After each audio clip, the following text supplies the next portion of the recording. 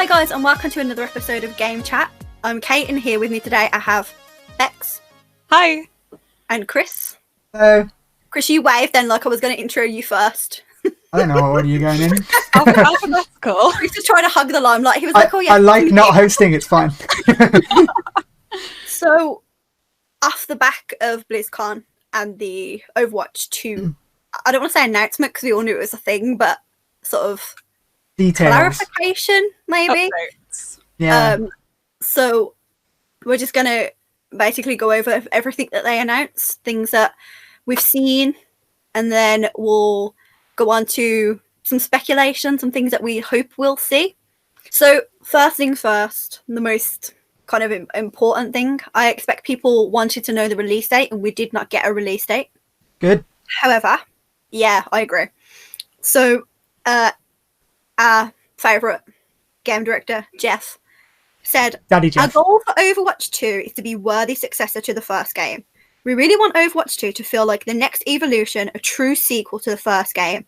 It's not an add-on, it's not just an extension of the original game, it's an evolution and a replacement to the original game. Now, that is very important to me because I was thinking, like, the story is something I've always wanted in Overwatch. That's the most important part to me. Absolutely.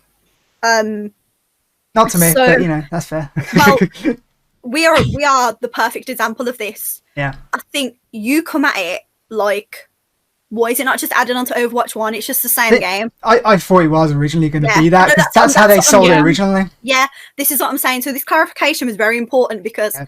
I think I expected it to be what it actually is, but you were skeptical and you thought Yeah. it was going to be an add-on. I know a lot of people online were also saying like, oh, it's just going to be like Overwatch 1, sorry, with like a couple of extra story bits. Yeah. But I think from everything that we saw, we've seen that it's going to be completely different. Yeah, I've got Like- some more stuff with the story coming up. I've had a little Google. I've been looking on the official website. I got some tea to spill. But Excited. in regards of the no release date, what's been happening recently in the gaming world, like biggest example, Cyberpunk, Yes, absolutely. not giving a release Don't be date. doing the cyberpunk. That's a It's thing now. perfectly reasonable Doing now, the in my Cyberpunk. opinion, to say Yes. when it's ready, you'll get it. Yeah, I know so many fans of the game would rather have a finished Great game. Yes. game. Yeah. With the finished product, please. Even if it's going to like take over a year. Exactly. I'd rather wait and have. I love Overwatch. I play Overwatch pretty much every day. Yes. So I'm very happy to play the Overwatch 1, as it's now being referred to, literally till the day 2 drops. I yeah. never get bored of it. I love it. So I'm very happy to wait. It is a little disappointing that we're not getting any more content for 1. But I would agree there. Yeah. but I think I understand why. Yeah. So They it's kind one of got to them. focus their efforts. Yeah. Yeah, that is fair. Retaining a player base might be difficult. I think the events, obviously, that have been coming out, they have been quite, I don't want to say disappointing, but just not as exciting as they used to be, because things would Yeah, they're change. very samey. Yeah, it's just a couple of skins, a couple of new emotes and stuff, and it's Never like for my best Yeah. girl. Yeah, Never you for need- me. Literally, like occasionally a new game mode. So the Lunar New Year, they brought out the Bounty Hunter game mode. Yeah. I played it. I didn't really. I wasn't massively bothered about it. Unfortunately, like it wasn't revolutionary. But unfortunately, I think that's what we're gonna have to just. they're do. gonna Junkenstein's they're gonna is my save favourite. the revolutionary changes for Overwatch 2. Absolutely.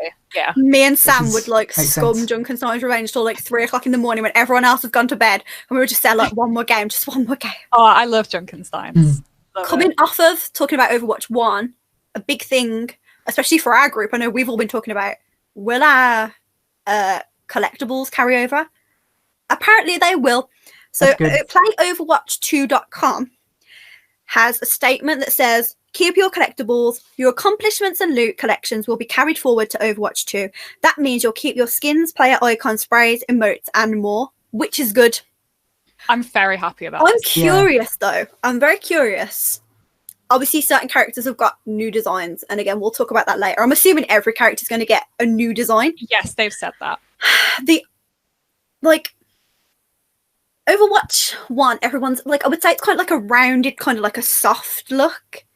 And then Overwatch 2, that it's got more stylized, almost more like So much more anime. technical, I'd say. So when you copy across your skins, like, how is that visually going to work? I imagine they'll just redo all the skins in that so? style, I guess. Maybe. From what we saw a Tracer skin, a Tracer Lunar New Year skin, and it was basically all just the same models.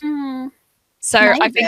I think that's how it's going to work. But personally, I'm really glad that skins are transferring over because Blizzard have released a lot of like payable skins. So the All Stars Diva, which was released, I got that. That is a solid £10 skin.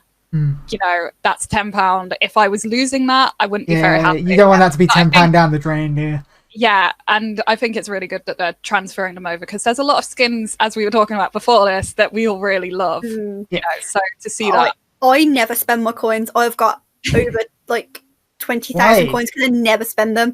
Because I'm always like, I'll get it in a loot box, I'll get it eventually, and then the events come into an end, and I'm like, if I didn't get it, I'll buy it, and then I completely forget, and I'm just a hoarder. I'm like Scrooge McDuck. I don't want to spend my coins, so I hope that they carry over. I can't be asked with grinding for loot boxes. I'll just, you know what, I'll buy it straight off. There was another little message that was underneath that message that says, new maps and heroes. Current Overwatch players will battle side by side with Overwatch 2 players in PvP. Multiplayer, they'll also be able to play Overwatch 2 heroes and maps. That's very interesting. I think that's where the confusion came about with it being a expansion rather than a new game, because it's Overwatch 1's getting all the same multiplayer shit, apparently. Well, yeah, I'm curious how that's going to work. It's basically you'll get maps and heroes. You won't get any of the story modes. You won't get any of the new sort of. You get the new multiplayer modes though. New game modes for them, because you're going to get the is it push? I think that's we'll talk about that later, that's the main like I would say though, from what we've seen, and obviously we'll go into it later, the story mode and the hero missions, like they're very substantial. That's a lot. Yes, I would pay like £60-70 to have them patched into the game I'm playing now. Me too. Like, they can take my money, just they can have it. I need it. Not gonna lie, a lot more than I expected from what they showed. Yeah, I mean, same. Honestly, like it looks like it's going to be a full substantial game. Like when we heard about this last year, I know a lot of people were like, "Oh, it's probably going to be another like 30, 20, 30, 40 pound game." But looking at how much content we're getting already, like we saw content for free. I believe 3 missions, and already it's substantial. You know, we're looking at cinematics in between every every game. Yes, we are. I saw that when I was researching earlier, and I was like, "That's a lot of cinematics, man. I need to see it." This is the push. Carry on. Oh no, sorry, carry on. Okay, this is the first time that I've actually been excited for the story single player stuff, because Overwatch for me is a multiplayer game, but like when they've shown all that and how detailed it is and how it's basically it's the Avengers but good, because it's the Overwatch characters, and in terms of the game, Avengers the game but good. I was going to say, you need to clarify when you talk about the game. You got your little hero missions and that are like used to level up your character in the hero missions, and then you got the campaign, which is the same setup as the Avengers game really, but it's about better. It's a better game. Just in general. So I think they're playing off the fact that we've come to love these characters over the last 4 or 5 years. You're invested. I'm very invested. That's the difference, right, between me and Bex and you, Chris. Me and Bex are like any detail that can give me about these characters that I need. Like, what's their star sign? What's their favorite fruit? And you're just there like, I'm a cowboy, baby. We dig deep into the lore, and I think that's one of the things that's made Overwatch so successful. It's a 4 or 5-year-old game. Agree. And it's still going. It's got something for everyone. It's got esports, it's got the multiplayer game mode, and it's got the story and lore to keep idiots like us obsessed. So moving on to, I've got a list of the new maps and little bits of infos on the map, but the new map type, like you said earlier, Chris, is push. So push is described as a symmetrical map type that will launch in Overwatch 2. Teams battle to take control of a robot that begins in a central location and pushes towards the enemy base. Either team may take control of the robot at any time. The team that pushes the robot furthest onto the enemy side wins the game. That's very interesting. That is essentially what happens to the payload now. Payload tug of war. Control. Yeah, it's just payload tug of war, but I find it really interesting. Yeah, push of war, really. So cool. It's tug of war, but backwards. Like that. It's I can't wait. It sounds very good. We do our best work at Clutch. Our team. That's when we like put it out of the bag. So I'm very excited for that. So the main map that's sort of being shown for this one is Toronto. Yes. So teams will be escorting a robot back and forth between checkpoints, having a tug of war effect throughout the match. In hero missions, Toronto can kick up a blizzard, making vision obscured. Toronto will also play a part in the story of Overwatch 2 and appears to be the home of Soujorn. Soujorn. And as I was going through these maps, they do all kind of seem like they connect to a character. So you can kind of sort of see that these maps are not just going to be there for the multiplayer, they're going to tie into the story. Yeah. Then the next one's Monte Carlo. Not really much going on in terms of information about it, but the Doomfist, Widowmaker and Reaper Monte Carlo Casino. Yeah, that was the Masquerade comic. That was in a comic, yes. Yeah. I'm very excited to see that. So again, tying in with the story, Chris is here like, I don't read the comics. This was when we were like back when we were hyped to see Doomfist come into the game, and then came into the game. That was a while ago now. And then we all stopped being hyped. I quite like how all of Talon seems very sophisticated. You know, they're in all of these high-end villains, yeah. Very high-end. Well, yes, very. The one we got shown quite a lot in BlizzCon was the Rome match. So the development teams rebuilt broken parts of the city to give it an authentic Overwatch feel. The iconic Roman Colosseum is present, decorated with statues, and futuristic sunset sky is dotted with flying cars commuting home. The design team intended to include an older world feel and architecture and bringing it back to imagine what the environments could look like in an Overwatch world. That's cool. I found this map really interesting. So one of the details that we got to see is on like the Colosseums and the historic buildings, we had some broken statues, and it was really cool to see those like rebuilt with like hologram technology, kind of similar to what we see Symmetra using. Sonar technology. It's all like world building, isn't it? I like it. Absolutely. It does feel like every map they kind of take and add a futuristic but authentic and historic feel to. I'm so excited to explore that map. I suppose the best one for the current maps, that would be like for us to see King's Row and like to see like the road signs and all that, and you're like, oh, that's our road sign, and then that's British. There's no robots everywhere, but at the same time, all the phone boxes and stuff like that. Yeah, it's so cool. I love the Overwatch feel. It's such an optimistic, futuristic kind of feel, and I love it. I can't wait to go and explore Rome on Overwatch. It's very grounded. It's not like one of those like super sci-fi future. It's still kind of mixed with kind of the now. It's not like everything turns into Coruscant from Star Wars. Yeah. Yeah, I kind of had this discussion about, Cyberpunk is very much like a dystopia, whereas Overwatch feels so much like a futuristic utopia. It was really, I had a bit of a chat comparing the two. It's really interesting. That's a very interesting topic. It's an interesting take, but then you got to also think about it's also all getting destroyed in a big war. yeah, exactly. It definitely feels it's utopia then after the utopia. Yeah. But like at least Overwatch is a bit happy, like you're not getting abused by a construct that lives in your dying brain every like 5 seconds playing Cyberpunk. Not yet. Playing Overwatch. Not yet. The next map they showed off is New York. Quite hype. I like this map. This map looks cool. The map was heavily inspired by The Village and features neon lights, smaller businesses, a fire station, a subway. Many iconic architectures and designs from the 1920s and the 1950s eras are spotted throughout the map as you venture through various buildings underneath the skyscrapers that inhabit the outer portions of the map. I assume when it says The Village, it doesn't mean the movie. I have no idea. That's just what it said on the website. I don't know what that means. I'm not American. I don't know what this means. I imagine it's kind of inspired by like the small neighborhoods of New York. Yeah, maybe. Rather than like very much. If it says like the skyscrapers inhabit the outer portions. Yeah, that would make sense. It's probably going to be quite a Yeah, like a kind of smaller, which I'm very excited for, because it would have been very easier for them to go, oh, Empire State Building, you know, all the kind of very known bits of New York. So I'm quite excited for that. And all the Winston players would be like grabbing onto the skyscrapers trying to it's definitely got that New York feel with the pizza places and the taxis and all that jazz. It's a very well designed map. I think I kind of prefer Rome so far from what we've seen, because New York as a city already is quite futuristic. Whereas I think it's kind of more obvious what they've implemented to Rome. But I think I'm going to really enjoy the kind of homely neighborhood feel of New York as a map. Next map, Rio de Janeiro, home of Lucio. Very excited for the boy. Man, like, again, I'm very hyped for this one.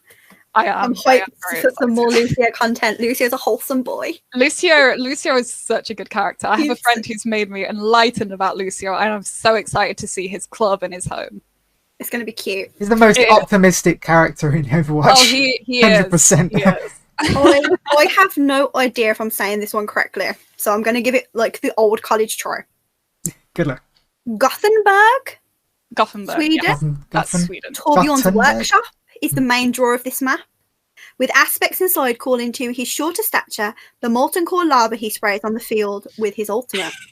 So it's gonna wait a second. So it's calling to his smaller stature. It's like tanks and that going to be able to get in the doors. Well, he's going to have a lot of things to like stand on in his workshop. And I suppose. I was going to say. Be really small. I'm so excited for that. Again, this is one that we can safely assume it's going to play an important part in the story. Yes, absolutely. I believe 100%. The first mission that we saw was in Rio. I don't know what, I can't remember. The first mission that was released at BlizzCon in 2019. Oh yeah. I remember now. Yeah, because that's when they showed Lucio. Yeah. Yes. The Overwatch 2 Lucio design has my whole heart. Wholesome boy. So next map, India, one of the largest maps in all of Overwatch 2. The temple area is surrounded by plant life, and it appears the design team wanted to push the use of shadows on the inside portions of the map, with the sun shining through different corners and turns of the temple walls. Is this the one that was very Zenyatta looking? Yes.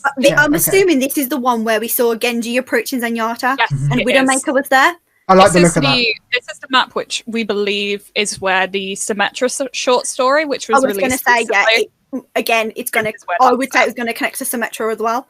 Yes. Being one of the largest maps, I'm very interested in this, and that makes me curious. Also about the shadows. That's what I was going to say. Is this going to be like? Is it going to be sort of twists and turns, and are we going to be able to use the shadows to spot enemies around corners? I'm really curious about the kind of story-based thing about shadows. Like, obviously, as one of the darker maps in Overwatch 1 is, the Nepal Temple. And it makes me really curious, actually, about what that's kind of trying to portray about the Omnics and, the Omnic monks. So I'm really excited for that. And I'm especially excited for more Zenyatta and especially more Genji. I absolutely love Zenyatta. Zenyatta is one of my favourite Overwatch characters. He's a good character. I love him. Yeah, I love him. I'm so excited for it. He's so wholesome. I love him so much. I'm very excited. I just have a lot of feelings, really, to be honest, about a lot of Overwatch characters. There's so many good characters. There is. So we know as well also that maps can now feature dynamic weather. So blizzards and sandstorms. Is this only in the story, though? Well, see, this is what I'm thinking, right? So, and obviously the time of day can shift like night, day, that kind of stuff. That's cool, right? No, see, I was thinking this. I can't see this being a feature in comp. No, I can't either. No, because I think it would provide too badly. Unless the whole... Because they say, like, weather shifts, like, partway through the maps and stuff. Like, unless it's the whole map in one weather system. Like, if it's a sandstorm for the whole map, that's fair, I guess, for everyone. But I would say... I understand what you're saying. Straight away. I don't think it's going to be a possibility, simply for the fact that you will get people saying, oh, well, but we would have won if the sandstorm hadn't kicked in. Absolutely. They had a Widowmaker. They could see us through the sandstorm. Yeah. We didn't have a Widowmaker. That kind of deal. And that's when it becomes... So as we've been told, the snipers can allow better vision. I think it would give certain characters a disfair like a unfair disadvantage. Making up new words. I can see it being a problem to a lot of people. Absolutely. And the backlash from that is not going to be worth it. I don't think we can expect to see this versus other players. Yeah, I would like to see it in like maybe an arcade mode. That would be changing from night to day. I wouldn't really say that's an issue. That's just a visual thing. Not, no. Yeah. Because in like Lijiang Tower, we did have that. When we had like the Halloween and Christmas maps, especially the Halloween maps, some of those were like a nighttime map. So Hollywood's Halloween one is a nighttime map. Yeah, so that provided just fair advantage because everyone's playing that, and plus it's only like a limited time event anyway. I'm not sure if they're in comp. The only way I could see it working is if, say, like you're doing the payload or whatever. If it, say it kicks in for a little bit during one section. Yeah. And it's predictable as to when it's going to kick in. Yeah. But then again, you'll have that argument where it's like, well, then you're kind of forcing our hand because then you're saying that we need Widow or you're saying we need a Hanzo. I get it. I get what you're saying, but I also I take comp very seriously. Like, I love playing comp, and I can see it from the opposite side. Like, I don't main Widow, I don't main Hanzo. No, I don't. Exactly. Our team, we don't have a teammate who mains those characters. Because we come up a lot. We come up against a lot of Hanzos and a lot of Widows, and knowing that they can see you coming through the storm. I'm gonna get mad. I'm gonna be like, well, they saw me. That's not fair. Especially if you're a big boy tank, you're gonna be pissed off. So.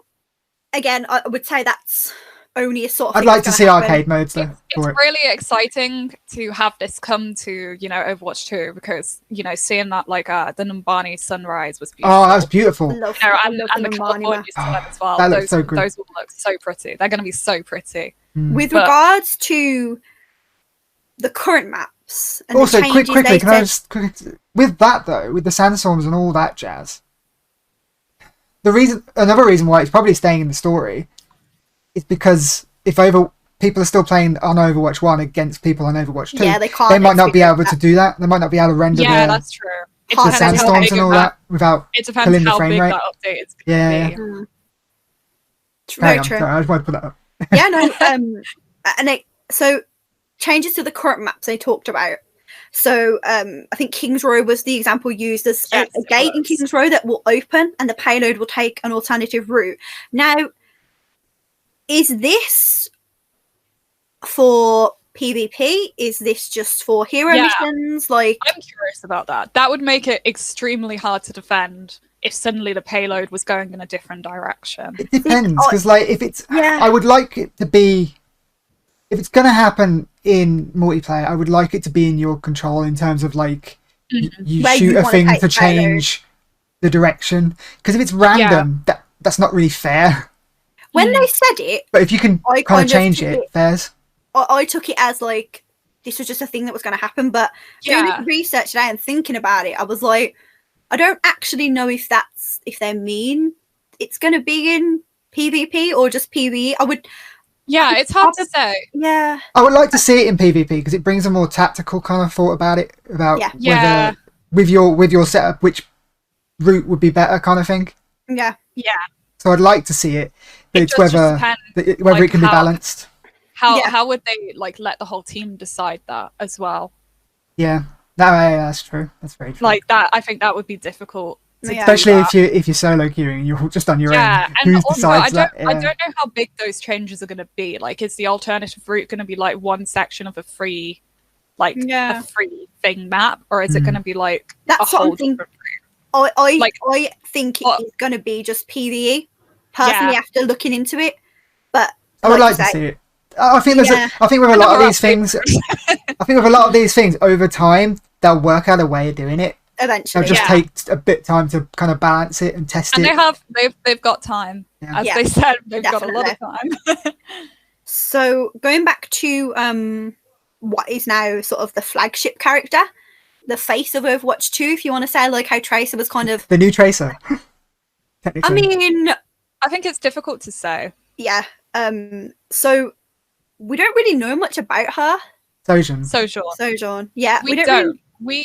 we have very limited bits of lore on her. I believe she's in like a photo with Anna, the and sniper. She's like, I think they've mentioned her in like some of the little comics and things like that, but she's never really been prominently. She directed the Storm Rising mission, which was the last Archives mission. Yeah. But other than that, we don't know a lot about her.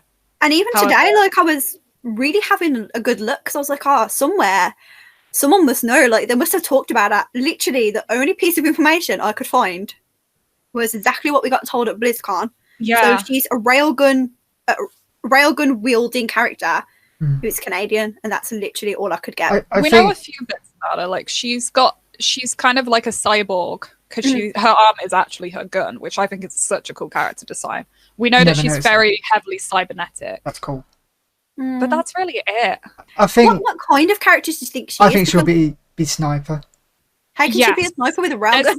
Yeah, that has easily, because it's a very. That she requires a lot of aim. Yeah, it's a highly powerful shot, and you have to be really accurate with it. That's the two things that they kind of implied about her weapon. So I heard railgun, and I just thought, I was thinking she was going to be like full damage. Like it seemed very much like May's ice thing, where it's a bit delayed as well when she's shooting it. She has to charge it up. I love that though.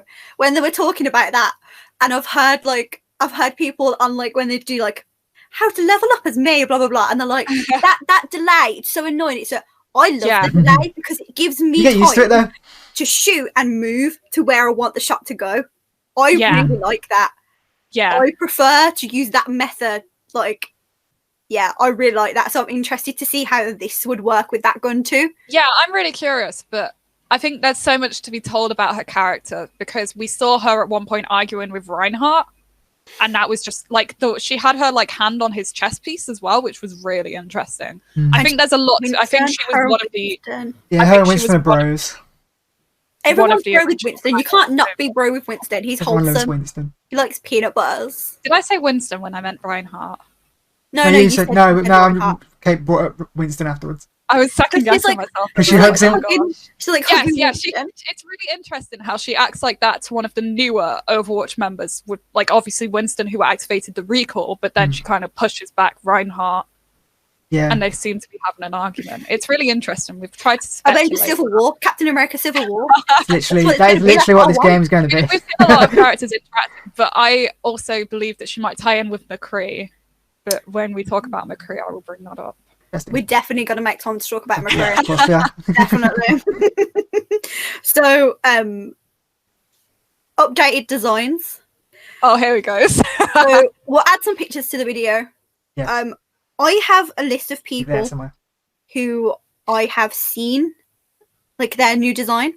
Yes. So on the Overwatch 2, playoverwatch2.com, they actually have a feature where you can click on a character, go from their original Overwatch, slide it across, and it changes to Overwatch 2.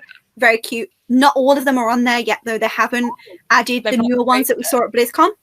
Okay. They originally put on the BlizzCon 2020. Yeah. Like Winston, Mercy, Lucio, Genji. Yeah.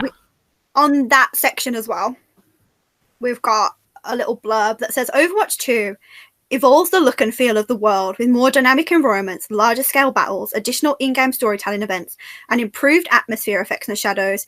Heroes in Overwatch 2 will also have a brand new look with greater detail and higher fidelity. That's an interesting way to describe it. So just adding more belts to people. That's a thing. I feel like everyone's got kind of more armored and technical. Yeah. And I think what that's trying to say You're getting ready for a war. Exactly.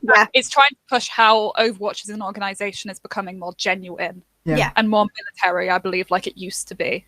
So the people who I've been able to visually get a look at their Overwatch 2 so far, we've got Reaper, Pharah, Widowmaker, McCree, Lucio, May, Mercy, Winston, Tracer, Genji, and Reinhardt.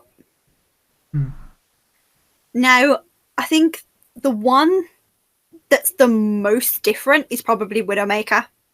Yes, I would agree. Really? Yeah, I think everyone else, like, they look more in detail. I think Genji looks the most different because he's wearing completely different clothes. He's just put on clothes. He's put clothes over it, basically. Genji stepped through the alarm that like and he's still got a hoodie on. I have a few ideas about this. So as we know, Genji as a character, he is an Omnic, and he's like a cyborg who is kind of on the line of Omnic and human.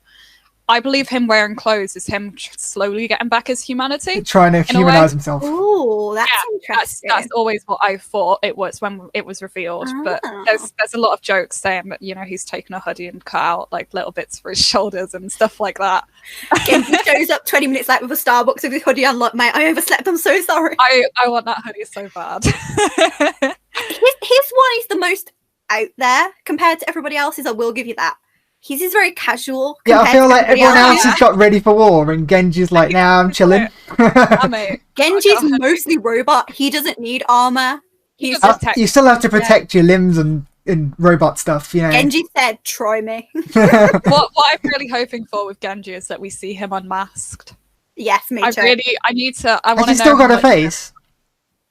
See, that's what we don't know. Because the only bit just of a brain in there there is Blackwatch Genji, where he's got like his eyes showing, and we saw his eyes slightly in dragons. But I kind of want to know, like, it's so dumb, but like, does he still have hair? Does he have eyebrows? Like, I know that's such a weird question to ask, but obviously I cosplay him. I need to know, like, I need to know all these little details.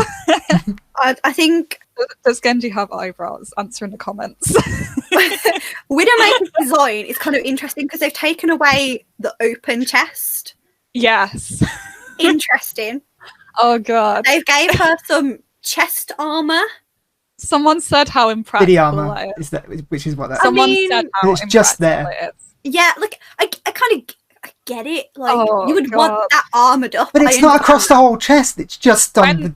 When we saw those like 4 designs come up, I was like, please, Lord, no.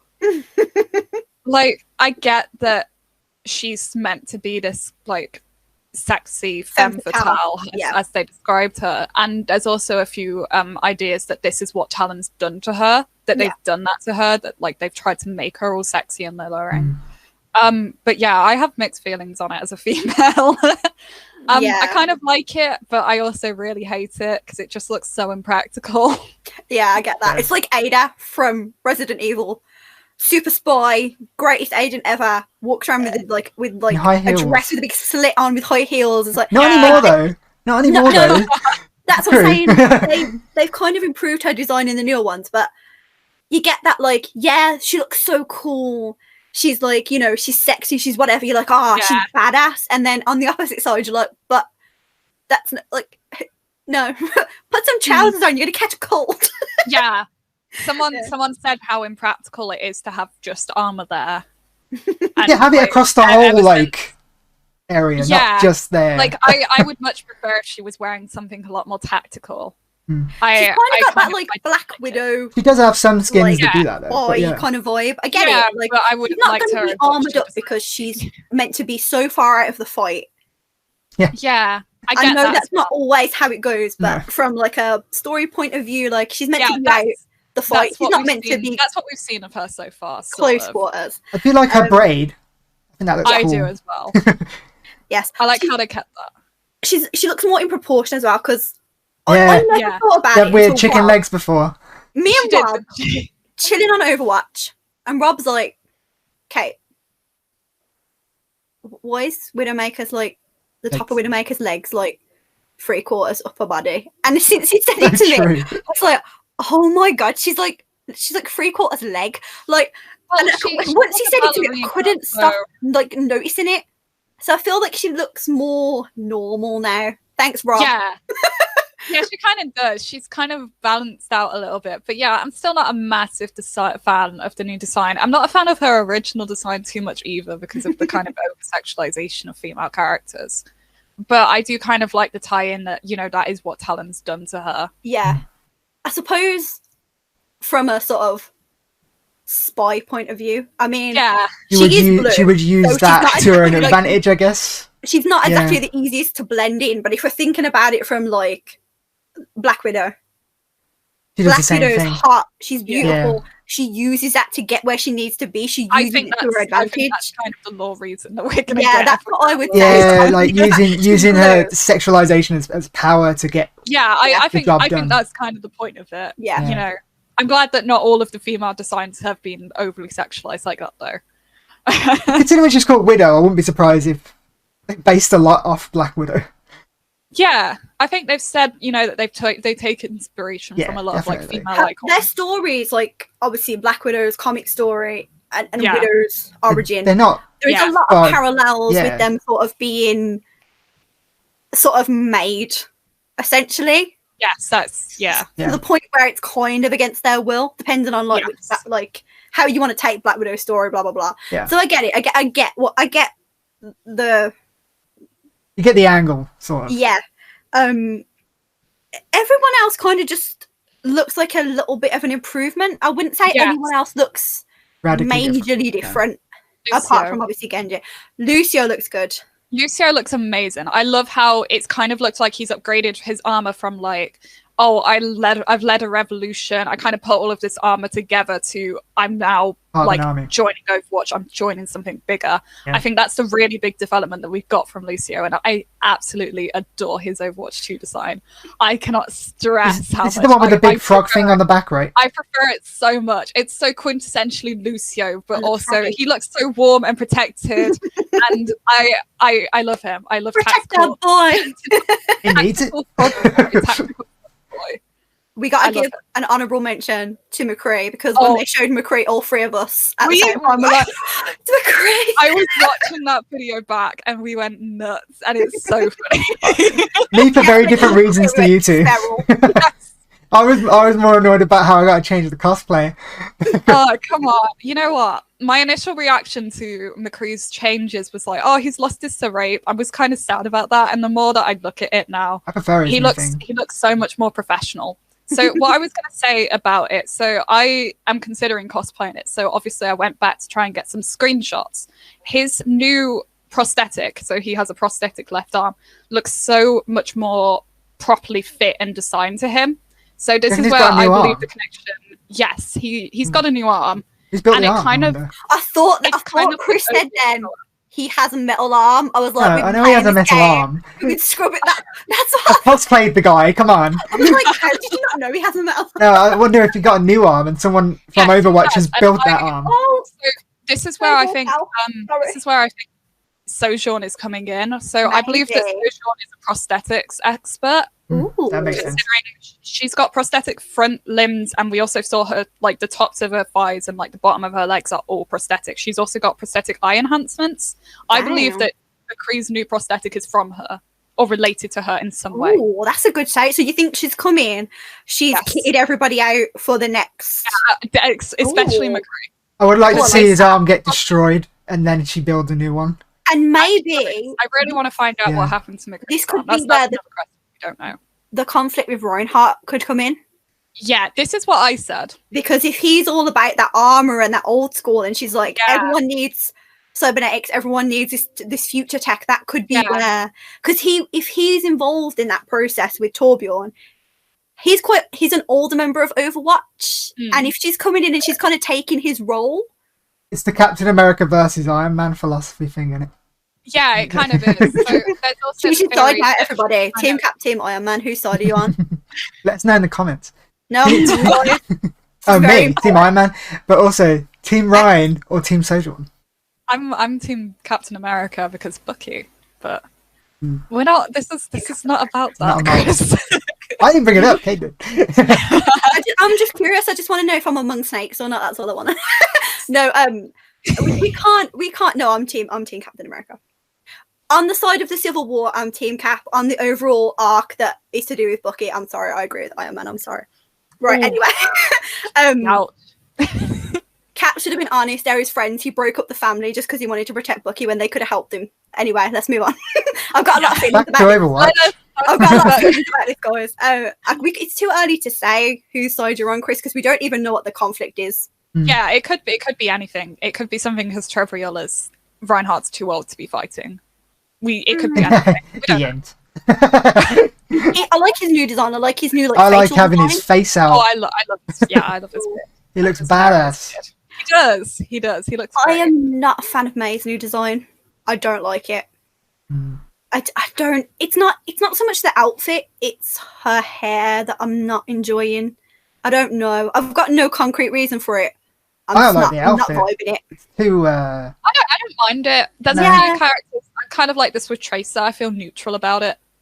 She doesn't really look that different, really. See, as I said before, I don't think these new designs are going to take away the, popularity of the old designs. I think we're going to see these characters and be like, oh, it's the new versions of the characters. But I don't think it's going to take away, the relevance. Especially now we know that everything's carrying across. It's not the end of the world if you don't like their new design. It's like when you get a new Marvel movie and you get a slightly different look of a Captain America. It's the same thing. Yeah. It's the same thing. Not to compare Marvel movies again, but they're very similar franchises, you know what I mean? It's a similar deal. They're all superheroes. Overwatch Anyone else got any particular skins or anything they want to bring up? Anyone dislike anything, like anything? I want to. Go on. No, you go first. I want to see what Mazaria looks like. That's what I want to say. We saw a little bit of her in the trailer, but I don't think that was. We did. We saw a few different characters. That looked very similar to normal. Soldier. Yeah. Soldier, we got a glimpse of, and he looks really good. Oh. Yeah, agreed. I think it's really curious how he's getting, we're slowly starting to see more of his face as well, because he started off with that complete mask.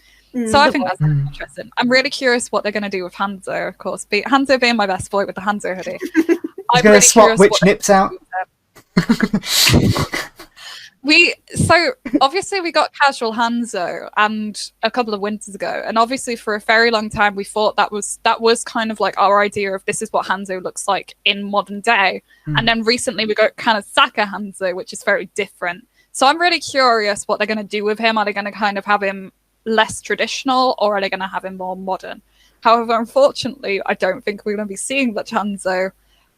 Recently, in an interview with IGN, Jeff Kaplan said Hanzo is an edge character. What does that mean? Oh my god, I'm so sorry. I'm sorry for you. What does that mean? He's a side character, basically. He's a character who they want to include in the main story, but they're really struggling.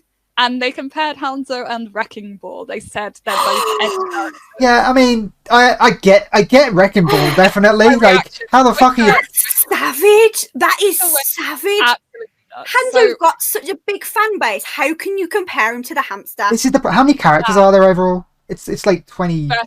30, I believe. That's a lot to conclude in one campaign. You know what I mean? Exactly. That's so why, we've seen a few characters kind of moving into the main storyline. So we know that Diva, Saria, and in one of the backgrounds of the sketches, there was Baptiste involved as well. So there's a lot of characters who are kind of coming into the main Overwatch storyline, which is why I think it was really interesting to see Saria in the main storyline. I'm happy about this. So as for what's going to happen with Hanzo Shimada, we're in a bit of an unknown. I'm kind of preparing myself for the worst and hoping for the best. That obviously he's going to link into Overwatch.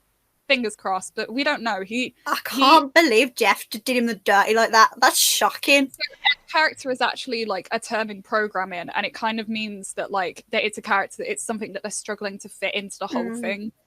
I think I'm just gonna have to see where it goes. At least they're trying, I guess. I mean, me because Hanzo is such a popular character, and he does fit into Genji. So I always, when we saw in the trailer of the at BlizzCon Genji and Mercy arguing, I was like, maybe that's about Hanzo. Maybe he's a bad guy, guys. Mercy. I really like Mercy's new design. Her face, it's she's pretty before, she's beautiful now. I really like her new face design. I don't know what it is. She's just... I think it's very soft and subtle.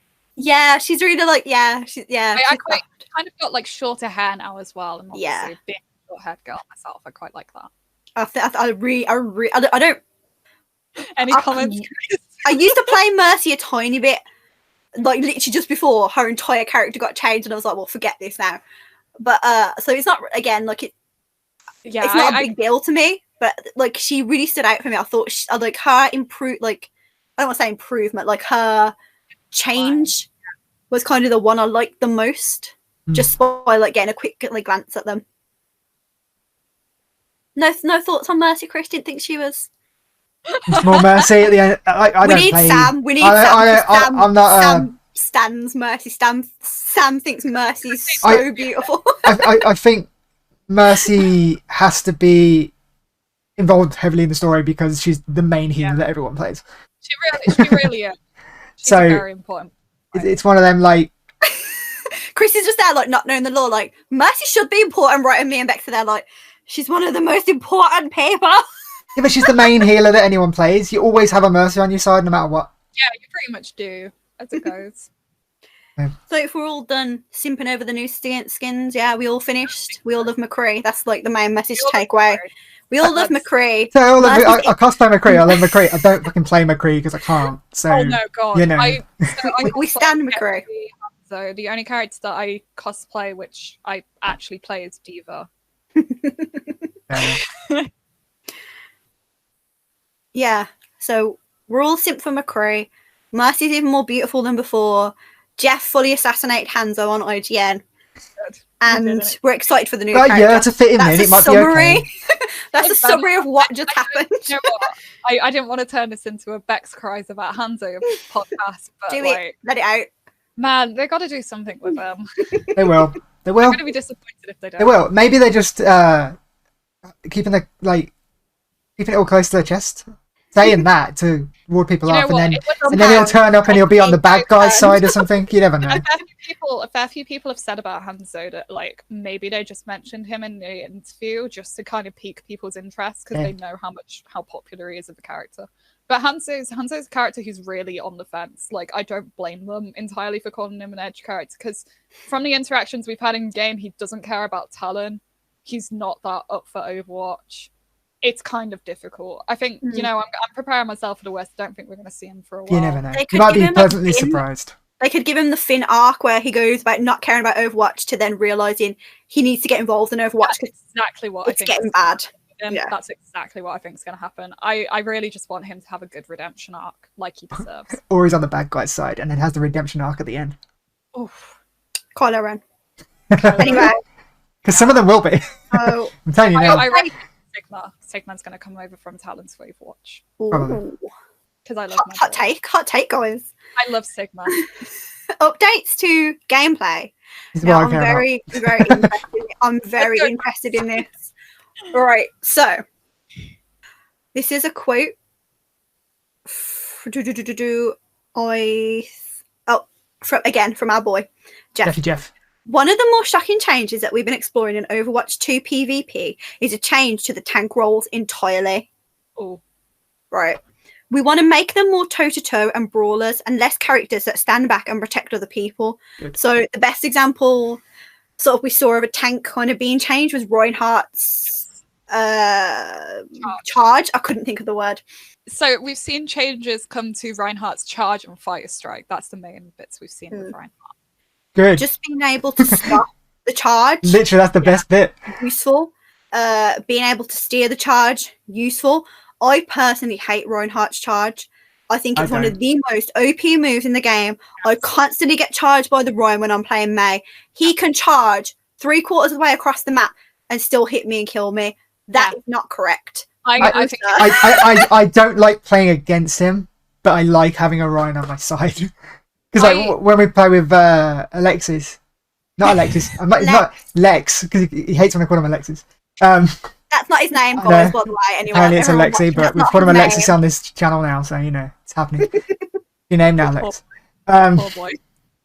But he always yeets off the side when he does his charge half the time. What a call-out post! Don't call him out like that. But you can stop it now, and you have a yeets halfway across the map, and I'm trying to protect him with a Zarya bubble. And it's just a lot of hassle for me. It'd make it a lot easier for me. The amount of Reinhardts who I've played against who have tried to charge me off and then me as Diva, I've just flown away. And then they just fly off. Yeah. You've wasted your whole life. Or I go into my, if I'm Mei, I go into my ice, pop straight out and just freeze him and shoot me in the head. Simple. Oh yeah, that's the best thing to do. There's been more detail given to this whole tank change by Jeff Goodman, who is the lead hero designer. Yes. So he has said, in our initial build, so I guess that means it could change it's not set in stone.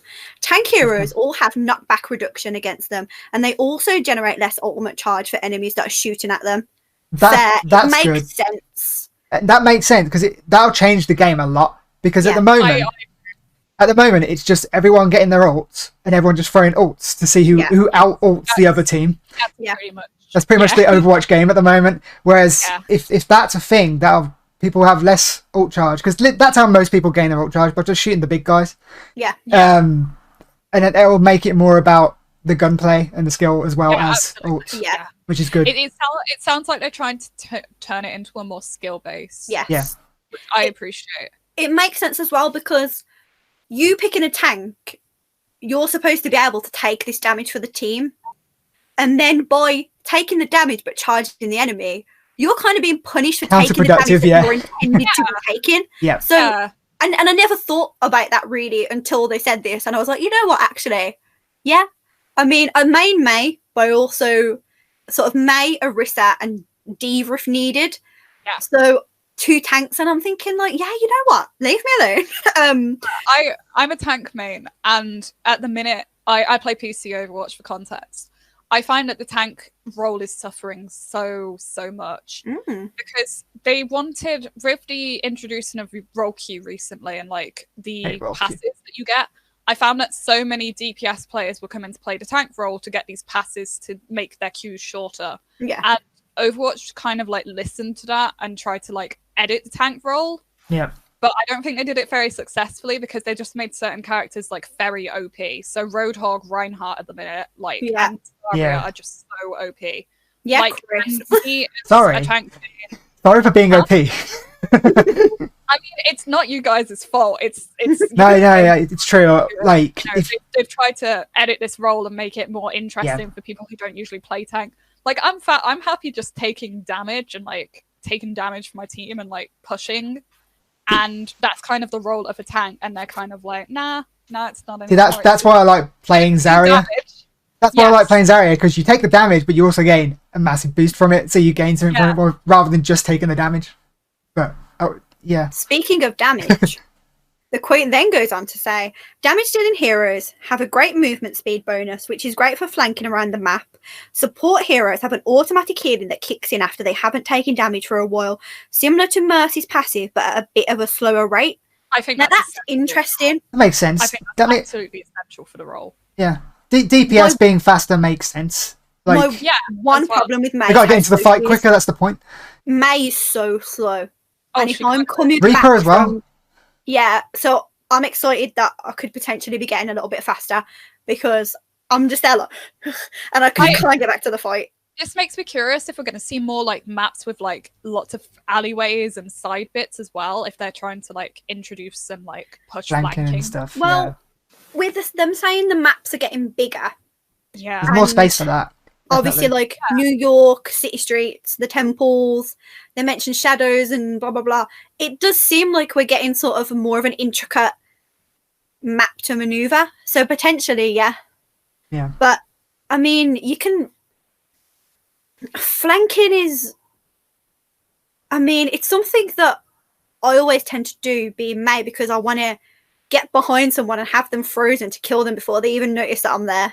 Yeah, that's essential for me. So it's something that I always do anyway. But I think when you say, like, we're on the defense, it takes people so long to consider flanking. Like, they'll just keep running up the middle. I'm so often, like, trying a different exit, trying a different entrance, going round and just, like, sitting on a payload and pushing it to the next point when it notices. Anything that's going to up the game, like strategy mode, especially in comp, for me is exciting. I love comp.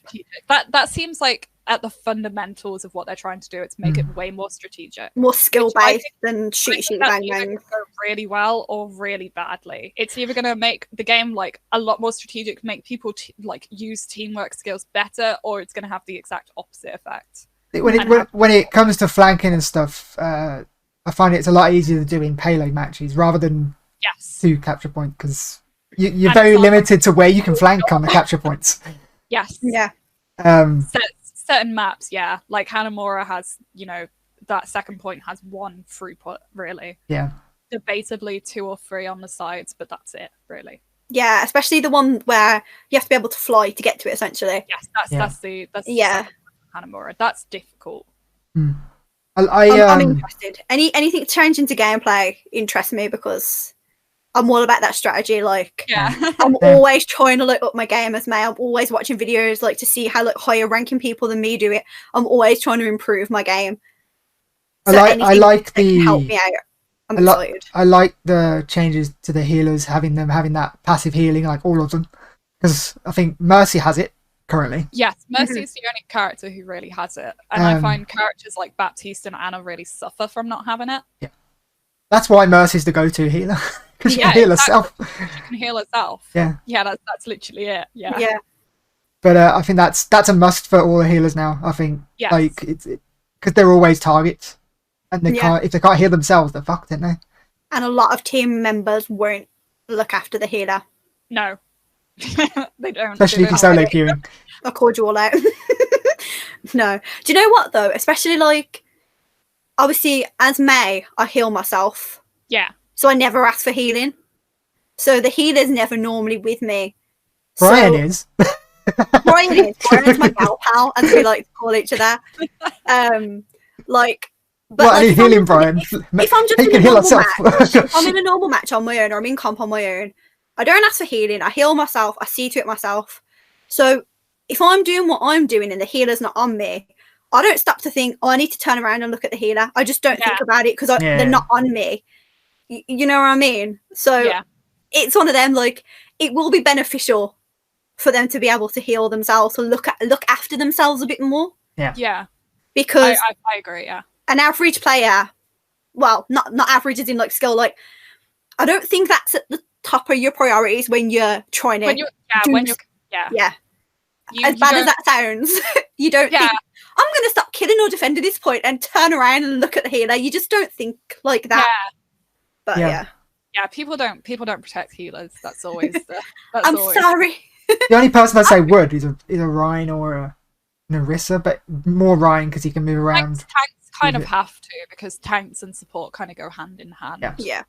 To support and look after each other. So So moving on to the story side, so the PVE. So a little bit about enemies. So the enemies that you'll encounter in PVE, they're going to have improved reaction to damage. So basically, you're going to be damaged to them and you're going to visually be able to see that they are taking damage. So you're going to know sort of how much health they've got left sort of visually rather than having to have a bar, essentially. You can shoot off parts of the null sector killing machines, and there's a thing called a chain hit reaction. So enemies that are close will take damage in like a chain.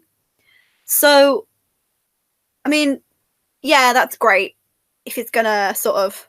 It just improves the realism of it all, because like doing the single player missions they did in Overwatch 1, it's just like everyone's just a bullet sponge, and you literally just shoot them all you just until they're dead, and they're not fun to kill. Depending on they're not fun to kill. And the animations that we saw, you know, when for example there was like this unit with 2 cannons, you know, you could hit the cannons off. It felt like it's going to be so much more strategic. Like we're going to have to fight off different enemies in different ways. And react differently to what's coming. Not just shoot everything, which was what happened before. And it's going to make sort of like, obviously my secondary fire, the icicle. I mean, I use that a lot. I enjoy sniping snipers. It gives me like a sick sense of adrenaline when I snipe a sniper. So that's going to be really useful for that. Like I'm going to be able to really contribute to that with the team. So I'm excited for that. I am excited for it. Like I get it. It's fun. But like, are they going to have a health bar anyway? Because if they're going to have a health bar anyway, I hope so. It's kind of a bit like... The way I feel is they'll have a health bar, but if they've got guns, those guns will also have a health bar. Sort of like Destiny. Kind of. So you shoot the guns off, they're back to their like either hitting people with the hands or whatever fucking else they've got, like shooting other people. I don't know what else they've got. Literally, I don't know, but like they're just down to like with something that's not going to damage you as much. Chaining the damage the guns first. will be cool. that's going to get some really good combos. What, like, when you say chaining the damage, is that the stuff where when you hit one and it knocks into the other person? Yeah. So if they're positioned close together, the chain reaction can have an impact on them. Yeah. So again, it's like getting them into position. And I'm interested, like, if different heroes' damages can affect that, like, how you attack them, is that going to change? Like, is it just a case of you'll shoot it, it'll blow up the next ones, or is this going to depend on the sort of weapon that you kill them with? Like, I saw a few of this, and in one of them it was like a total ricochet. Oh, with the McCree thing. Yeah, and in others it wasn't. So I think it might be the case of like the hero. Yeah, so for example, with your primary fire as Mei, maybe if you freeze one, like another gets slows as well. Maybe. The skill tree is apparently called a hero talent. Yes. This is PVE only, which makes sense. I'm very glad that's the case. That's good, but like I said before with other stuff, I'd like to see it in an arcade mode. Just to see what fun you can have with it. I think when you say, because you're going to have people who are absolutely full leveled with like these insane, like kind of like, I don't know, a Reinhardt who's Earth Shatter killed everything. Yeah. Like, I don't think that would be very fair to play against other players. Fair. That's why I say put it in arcade, not comp, obviously. Like, just have it as a fun kind of mode, just to see what people can do with. When you play Overwatch for a long, long time, you get that sort of, you'll see a character moving in a certain way. You'll see a Reaper kind of go up top. You'll see a McCree go up top. You'll see someone doing something, and you're like, they're gonna ult, or they're gonna try and do this. They're gonna try and combo this, and you just from playing the game, you get that knowledge. Yeah. If you're put in a position where everyone can have these random talents, you're not going to be able to do that, and it's going to be too wild. So I'm glad that this is only in PvE. Yeah, I think it's going to be really fun to experiment with all of these different types of abilities. Each character gets 3 skill trees, and they can put points into this between the missions. So some examples that we've got was Junkrat can have 2 grenade launchers. That's OP as fuck. You can put an ice effect on Ryan's like Fire Strike. Yes. Mei turns into a giant ice ball, which I'm so excited. I can't wait to try that. Soldier's Biotic Field, we saw a clip where he set off the Biotic Field and he moved with it. That's so useful. And he boot people off. He boot people off the edge, didn't he? Especially with his like sprint. Yeah. That's now out of the game. Can think of? That's now out of the game. Jeff Kaplan's come out and said that's not in the game anymore. What is that? Because it was stupid OP, the one where he can move with the Biotic Field. That was from an early test, which ended up in the footage. But then since they've made that footage, they've gotten rid of it because it didn't test very well. That did not last long. No, that's what they're doing. They're experimenting with all this stuff. No, I know, but they said like it just didn't. Wow. Okay. It didn't work well. Okay. Apparently, so they've just yeeted it out already. Oh, poor soldier. But he also said they've got a Rhine one where you can, instead of having the hammer, you can just put everything into shield and even have it bigger and stuff. So that'd be pretty fun. Can you like shield bash? I don't know, but like what he explained it as like you can have levels of shield, like you put it up and then it grows even bigger, so it covers more stuff. But you wouldn't be able to damage anyone. I like that as an idea. Yeah. Like another thing too. It's definitely gonna like change how we play some of these characters. Yeah. But also that's gonna be like messing with my muscle memory. If I'm playing single player and playing differently and then going back to multiplayer, I'm like, no, where's my big shield gun or something? You know what I mean? A thing with this is the skill tree is cool and all that. I like it. It's an interesting idea. Now that it's only I say now that we know for sure it's only going to be in PvE. This PvE that we'll move on to talking about next, it has to be so substantial, because if I'm going to scrub to get these talents and then run out of stuff to use them with, what's the point in scrubbing for them? Well, I think. Sorry, you go. Because I think too polite. We're like, no, you first. No, you first. I think it will, because they said they're going to add hundreds of. They heavily implied that there's going to be so much replayability. Hundreds of hero missions with those hundreds having different variations on maps, enemies, like what you're doing, enemies, characters. So we're going to be able to play like loads of different characters with them as well. Yeah. Wow. Here we go. PlayOverwatch2.com again. Thank you. Story. Ooh, no, okay. After reuniting the team in the 0 hour, there's a new Omnic uprising. Overwatch 2 explores who is behind the uprising, how widespread it is, and what the threat truly entails. There are in-game cinematic intros and outros for all story missions. Exciting. Thank you, Overwatch. That's cool. Thank you, Blizzard. The narrative will be integrated into the overall game. Heroes will have in-game dialogue, NPCs will be present, and there are in-mission events and more. That sounds really... I'm so excited for the lore. Story missions, we know that Null Sector is going to play a very key role. Yes. So play an active role in the next chapter of the Overwatch saga through a series of intense 4-player missions, fight back against the Null Sector, uncover the motives behind the Omnic attacks, and confront a rising wave of new threats. So, story mission, 4 players, so it's not single player then. Wait, it can be. I imagine you can play with AI. Well, it can be, but you don't have to do it single player. I heard it's between 2 to 6 players. So you can play anywhere between 2 people to 6 players, and I think the difficulty of them changes depending on how many players you've got. Yeah. The reason I think you can play with AI as well is because you've seen the characters have like Lucio above it and Reinhardt and stuff. So like, I assume that's when you're playing with AI. NPCs will be present. So I imagine if sort of there's a key character that you need, they'll be chucked in as an NPC. Yeah. But then the story missions now, this is a bit not dodgy, but this gives me cause for concern. Okay. Replayable hero missions, separate from the main story, where players can level up heroes and progress their development with a variety of enemy units, bosses, and new spaces that will be added to existing maps. The battle continues with hero missions as escalating crises break out around the world, encounter an ever-changing array of scenarios with a range of diverse and dangerous enemies. Level up your favourite hero and earn powerful customization options to help beat the odds. That, to me, screams Marvel's Avengers. Play these cool modes with your friends, and it's the same thing over and over again. Yeah.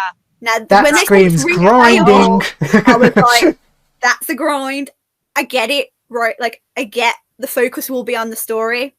But if these hero missions are intended for you to level up your skill tree, they say they're replayable, that sounds grindy to me. Yeah. I think that's where we're likely to see Hanzo as well, like in the hero missions. But they do kind of worry me a little bit if it's going to be the same stuff over. If you love the story, and don't get me wrong, I love the story, but if I have the choice between playing comp and actually getting somewhere or grinding to get a skill I can't use in comp, I'm not going to be doing the grind. They did say this. Like, there's a lot of people who just don't want to play Overwatch because of the multiplayer. Like, people want the single player stuff, and there are gamers that will just play the single player stuff. Me. That's fine. Yeah, like, that's what you're into, fine. You know, like, I think that's for them. But they've got to make it fun. They're trying to cater for so many people. Yeah. And I think that's why it's taken so much time, is because they're trying to get it right. Yeah, I think the PvP stuff's done. I think it looks very finished. When they showed the story, it was all like unfinished storyboards and all that. Like, that's what's holding them back. That's I reckon that is, yeah. Yeah. Because I know that they had a really big change in creatives recently. The head writer, Michael Chu, kind of resigned and he was replaced. Okay. I don't know. I think this was recent-ish. But I know that, obviously that's kind of difficult. But what does concern me about Overwatch is that we've been told for the last 4 or 5 years, we're going to get lore. And the lore we've had a bit, but it's not progressing massively. Yeah. But are they just saving all the lore for two? Yeah. That's the thing. If they're ever changing, I imagine it's going to be a sort of, you'll get a world map and it'll be like, oh, this is happening in this map, and you go and you do it, and then tomorrow something good else will be happening in another map. I really hope that's the case. I hope that we don't get it I hope the whole story isn't released as soon as the game's out. I think this will be the hero mission. I don't think it'll be the story. I think the campaign will be all there. Well, I wouldn't mind DLC campaigns. Yeah. Not necessarily paid DLC, if it's free. Yeah, I'm really worried about what's going to be paid and what isn't going to be paid on this game. I mean, saying, I don't want. Will loot boxes make their return? See, I hope it's. I don't think they will. I hope what we have to buy is purely cosmetic. Oh yeah, I think it will be. I think it will be. Really, so you know what? I've been talking to people about worst case scenarios. Like, I pray that we're not going to have to buy our characters as we go, like Marvel's Avengers. You won't. I don't think you will. You mean the battle passes? I don't know, but like I think so. Yeah. Yeah, you buy the battle passes to get the cosmetics for certain characters. I don't think they'll do that. I wouldn't mind if the heroes worked on a battle pass instead of loot boxes. Yeah, but then if you have to buy them each battle pass separately. No, I'm not saying we have to buy the battle pass. Like, that should be included in the game. But I would enjoy it more if I could scrub the characters that I like to play and earn cosmetics and stuff just for them. Yeah. Yes. On a battle pass, rather than getting all this stuff for these people I'm never going to play. That'd be cool. That's like what we get with loot boxes. Yeah, but kind of that's what I mean. Yeah, I would enjoy it more if it was. So you play this character, you level up. This is what you're going to gain. Like, yeah, then a loot box. But then that wouldn't really work for events when they bring new skins in. Yeah, that's true. So yeah, cancel that post. That's not going to happen because they want you to grind. Yeah, I just hope that what we have to pay for is going to be like viable, and it's not going to be like pay for the new stuff. Like, I would hope it's pay for the privilege for new maps and stuff like. I really hope it's not going to be like that. With Overwatch 1, it hasn't been bad, really. Like, it's just, I mean, I don't think they're gonna. Yeah, I don't think they're gonna do loot boxes anymore because they're such a taboo thing in gaming now. Yeah, since Star Wars Battlefront 2, everyone fucking hates loot boxes regardless. Yeah. Didn't someone work out that you have to spend like £1,000 or something to... It's ridiculous, yeah. See, whereas it is possible to grind for loot boxes in Overwatch. And like, a lot of us are at this point where like, I was at the point with this new event where I could buy all the skins that really interested me. Same, to be fair. But I don't think they'll do loot boxes because of the whole controversy around them. But yeah, I'm just really worried that, you know, they're going to make a lot of stuff paid. Like, that's what I'm saying. My worry with that is now that Activision own them, that could become a thing. Yeah. And I really hope it's not. I like to give them the benefit of the doubt for now, see how it goes. But I wouldn't be surprised, and I think even if it comes out a great game, that would have a bad effect on it. We'll see. We will. Hopefully they'll learn from other games that have made that mistake. Hearthstone. You know what would be cool if once learn from their own games. Yep. If you get Overwatch 2, all the cosmetics become unlocked from Overwatch 1. Yeah, they did. They said that, right? No, I mean like all the cosmetics, everything. No, I don't think they will. Maybe they will. I would like it if it is still earned over time. Yeah, I just want some skins that I've never been able to get, and I can't spend my coins because I've got OCD and I don't want to spend my coins. Spend your coins, that's what they're there for. Coin. Toss a coin to your Witcher. So the last thing on playoverwatch2.com. This is interesting. Okay, it was just chilling there, and I was like, okay. New factions arrive. It's up to you and your friends to stop the North sector, the elite forces of Talon, and other enemies of Overwatch from carrying out their plans. Each enemy factions feature a unique mix of units and their own strategies and strengths, challenging you to adapt to your approach every time you play. Now, I'm interested in these other enemies. Like, I believe that's referring to Talon. But it says North sector, the elite forces of Talon, and other enemies. So I'm like, who are these people? Who are these people just chilling there? Garen, there's gonna be another. They're gonna introduce another faction. Like, they've got to. Like, I'm curious, man. Yeah. I do like the fact that, but from the looks of the story, you get to fight like people like Widowmaker and Reaper. I think that's really cool. Yeah, I really hope those are done as boss battles. Yeah, like imagine a boss battle versus Sigma and like the whole terrain is moving and stuff. That'd be really cool. I'll just get my awesome. But also, I think it'll be. I think every other game, every widow I come up against. I think what will happen. My predictions for this is you'll go in as Overwatch, fight all these guys, but they'll end up being on your side against a bigger, badder threat. You think it's going to be even bigger Jaws?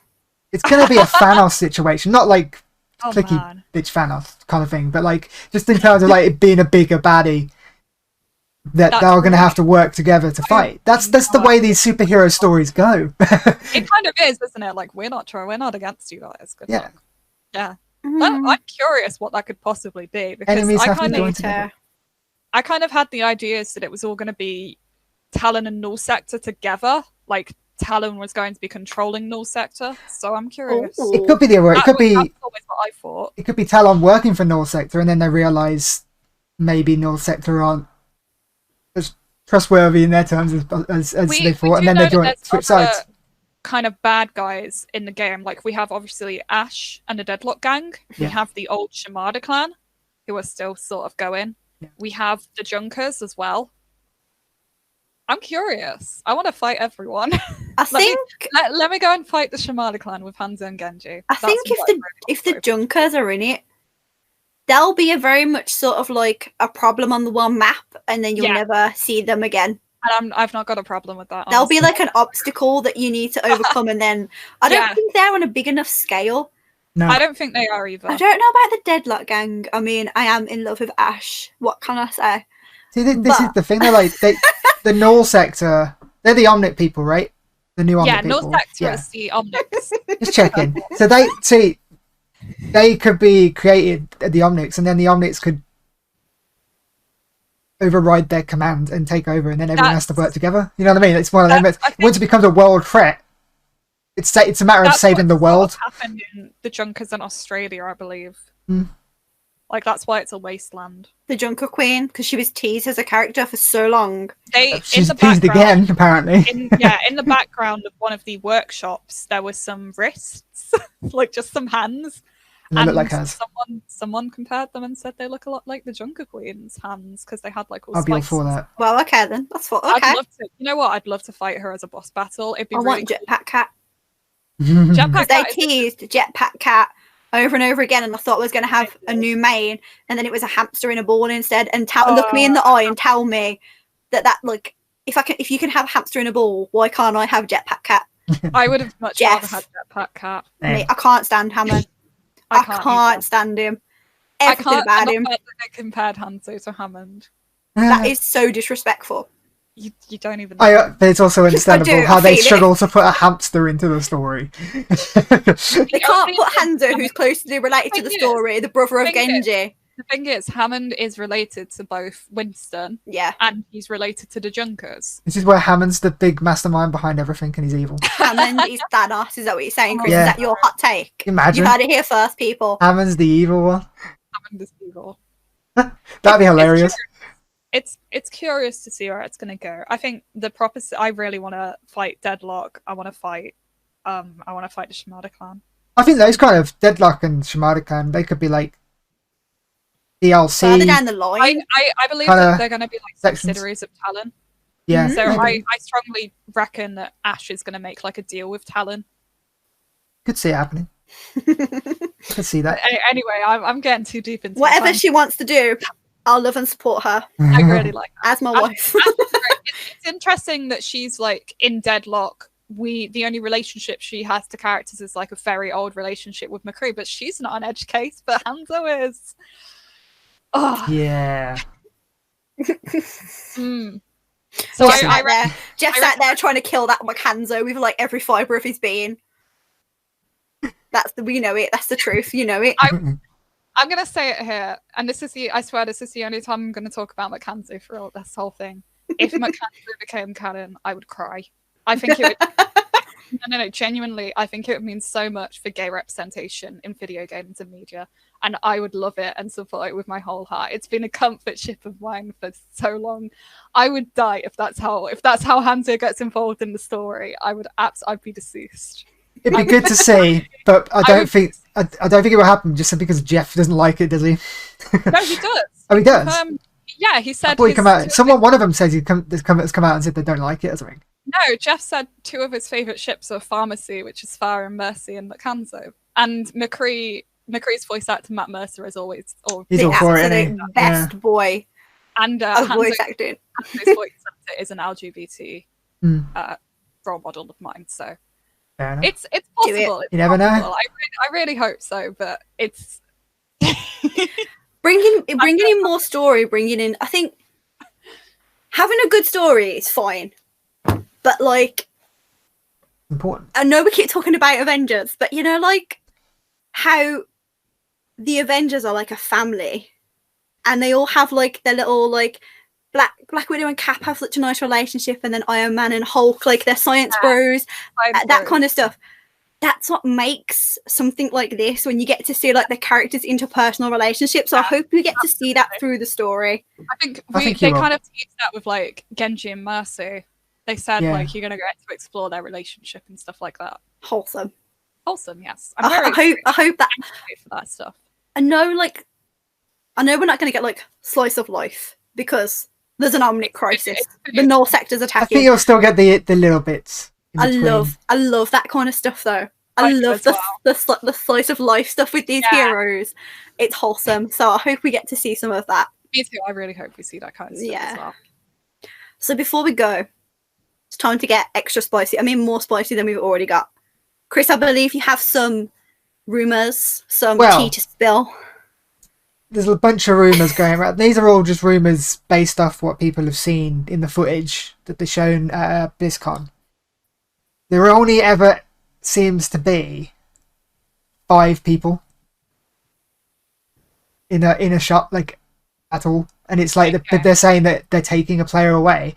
And there's also rumours that because there's only ever one tank, that it will just be one. They're making it so it's one tank rather than 2.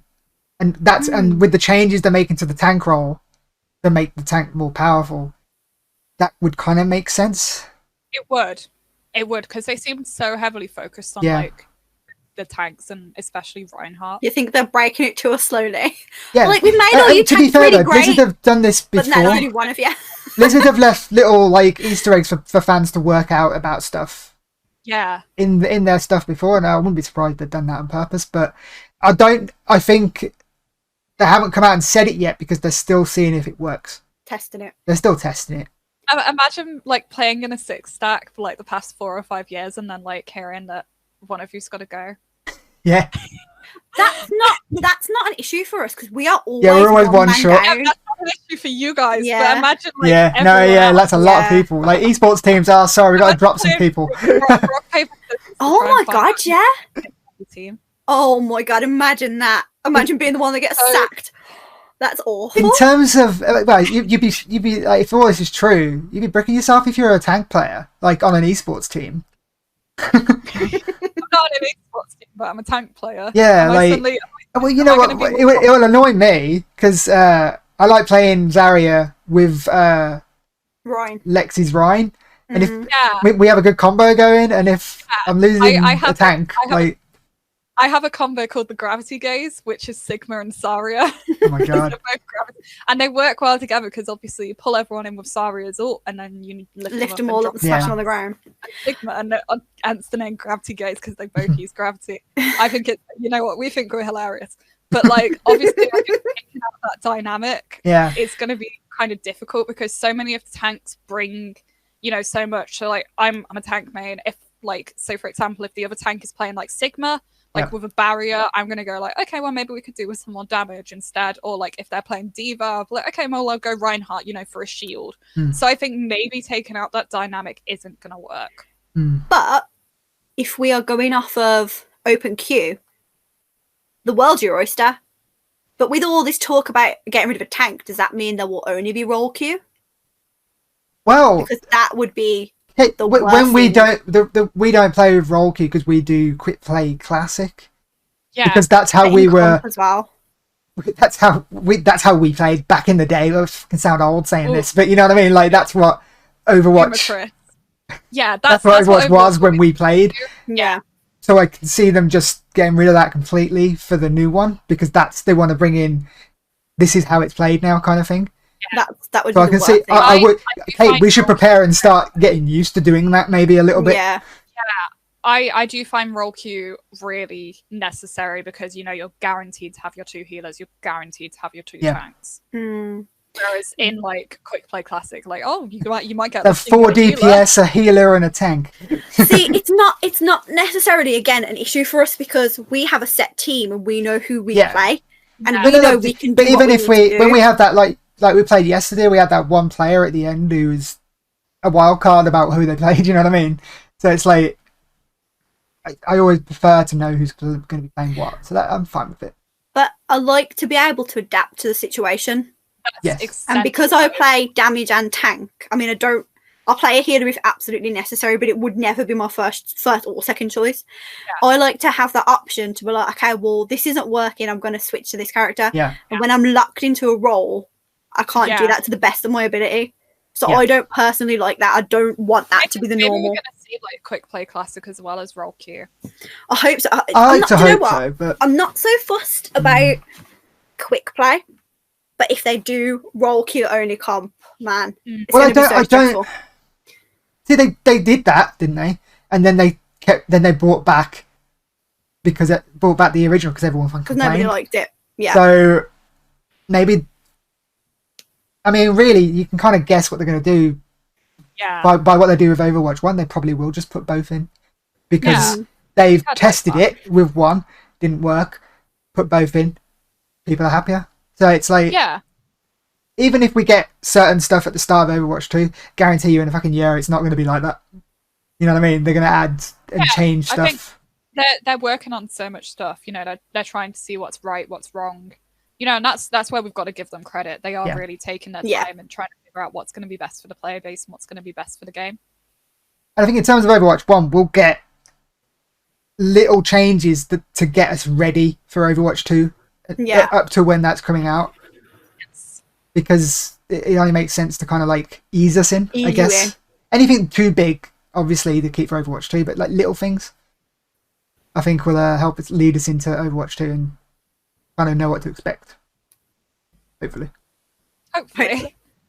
Anybody else got any spicy rumours? Anything they'd like to add? There's also the one that annoyed me that I heard that they're trying to.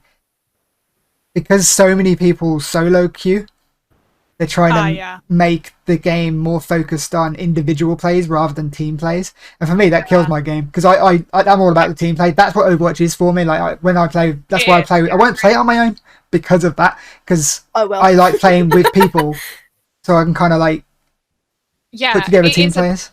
It is a team game. Yeah. Like, you know, a load of people were saying like, don't compare Overwatch to like COD. Because apparently people are doing that. Like, who does that? It's not. It was. I saw it on Twitter. Like someone was saying, like, don't compare them because that's the whole point of Overwatch. The whole point of Overwatch is that it is a team game. You've got to work together. Yeah, definitely. I think. I don't know. It's one of them. It's one of them. If they do that, that won't work for a lot of people. See, I've heard a rumor that they were thinking of involving clans. Yes. So that would kind of be the opposite of what you're saying. Yeah. But also that's clans across all Blizzard games. So it would be... they're planning on bringing in... clan lads, This is why it's Overwatch 2. So they're aiming to bring in Blizzard clans so you can play with your same... Yeah, they're going to make it all across all the games so you can play with the same crew across all the games because they're trying to keep you all across their ecosystem. So... That makes sense. Yeah. You know, they have updated on PC, they have updated the Blizzard launcher. Yeah. And it was really interesting to like look through all the games and stuff and like how they've kind of changed that. I really like the new look of it actually. So I wonder if that's going to factor in. Probably because they started when Destiny was owned by Activision and that was on Blizzard.net. They did clans on that as well and they started kind of building an interface for it. And then obviously they bought themselves out of Activision's control and that left. But they kind of started like a kind of outline of how they could do it. So I think clans will definitely come. And the reason the clans was a thing was because in one of the videos that we got shown, it was a clan thing underneath. Yeah. That would be fun. I think I'd enjoy that. Yeah, I'd like that. Do you think we'll get crossplay? Well, you know what? I hope we do for the consoles, not so much PC. Really want console. I'd like PC crossplay. I'd like that, as long as that PC is an option. You know what I mean? Because obviously better aim and all that jazz. I've seen how you guys play. Because of better aim and stuff, it would be a bit. I watched someone stream, and streaming on console, and it was like the quality and the difference was oh my god. We just have to do what we got. Doing our best with the tools we've got given. I'm a console scrub. I cannot handle PC. I'm happy to be a console scrub. That's fine. I imagine it will be like an option. Yeah, there'll be like keyboard and mouse option whether you want to play with them or not. Because they'll probably make it so you can play with keyboard and mouse on console. Because most games do now. Yeah, so I would really like that. I think it'd be fun. Yeah. It would be nice to play with everyone. But then you've got to think of the downside of it too. Yeah. Obviously, they'll have an advantage on us. Yes. So quick play, but not comp. No, comp would be a bit of an issue, especially. That would be fun. Yeah. But even cross progression would be pretty cool as well. I mean, because I know a lot of people who play on console and PC, and having skins come across and everything would be great. And all that jazz. Yeah, I think that'd be good. But I think they've talked about they want to do that. They're looking into it, and it's just difficult to try and balance it, and get it working, get the tech working.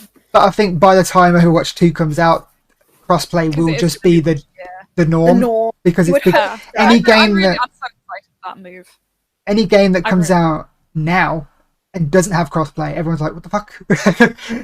So because it's becoming a norm in gaming, so hopefully.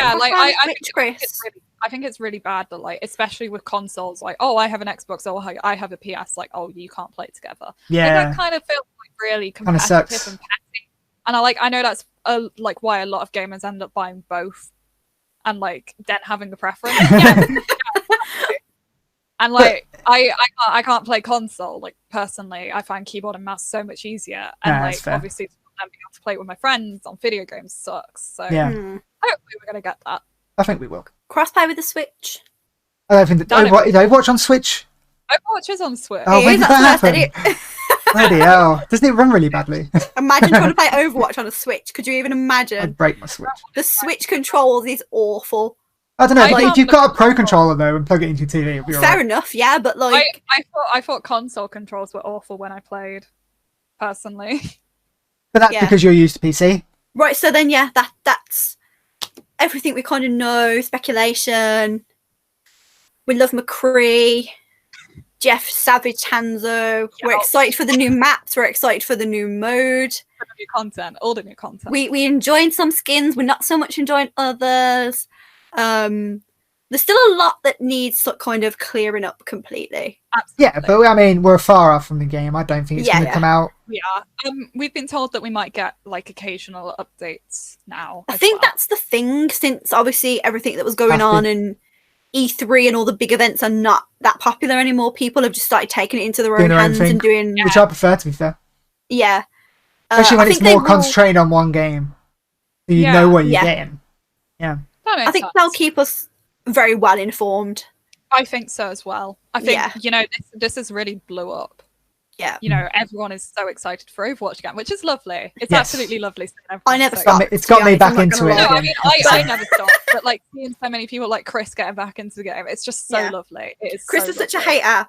Chris was like, Overwatch 2 is just an expansion. Oh, you know what? The amount of people who I saw saying stuff like that, and like, you know what? I saw one tweet and it was like, oh, Overwatch 2 actually looks like it's going to be really good. Was that Chris' tweet? It might be. I did make a tweet about this, but like, it was the way I see it, the way I saw it before. That's the way they sold it. That's the way they told us it was going to be. And then obviously they even come out and said that was kind of like took the wrong way, and they didn't mean the wording they put was probably not the best.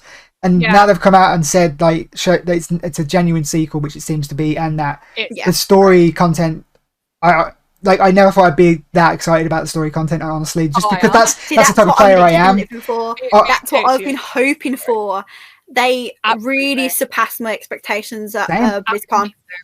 I was not expecting to get the level of detail and information. We went in with absolutely zero expectations. We sat through the first hour and we were like, it's as we expected. And then it came through and we got that sweet McCree. And Ferris, so hyped. It got me so excited. I'm so hyped. Like, I'm a PvP player all round, but like, I'm glad that's still getting a bunch of stuff. But like, this whole extra story stuff makes it worthwhile. Absolutely. I'm really excited for the first time about all that world. Yeah, and we get more cosplays to do to add to our like 10,000 Overwatch cosplays that we got sitting over there. That's mad. More we like ourselves. We do an Overwatch cosplay. Okay, this is the last Overwatch. We're going to move on to something else now. I was talking with someone today. We got to do it.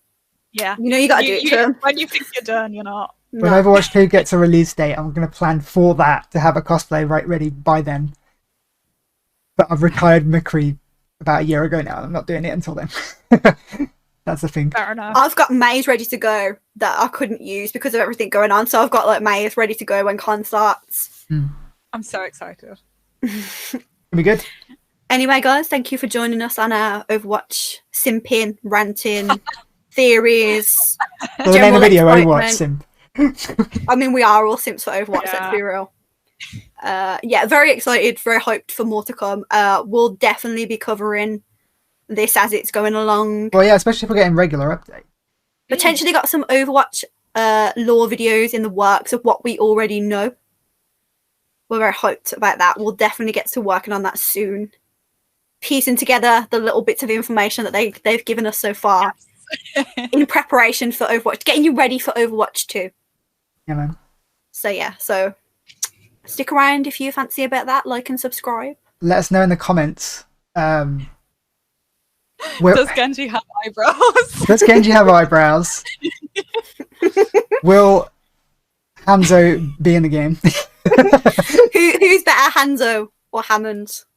Yeah, Hanzo versus Hammond. Come on, guys. Simple. And are you on Ryan's side or Soujorn's side? Ryan or Soujorn. But generally, overall, what you think of Overwatch 2 and what's coming, and if you're excited. Let us know.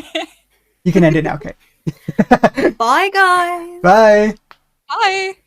If you like that video, guys, don't forget to leave a like and hit that bell for notifications when we go live or post another video. If you want to see more videos like this, then check out this playlist somewhere around here. And if you would like to subscribe to us, then check out this sexy subscribe button right here. Look how enticing it is. You know you want to click it. And if you're already subscribed, you are an awesome human being.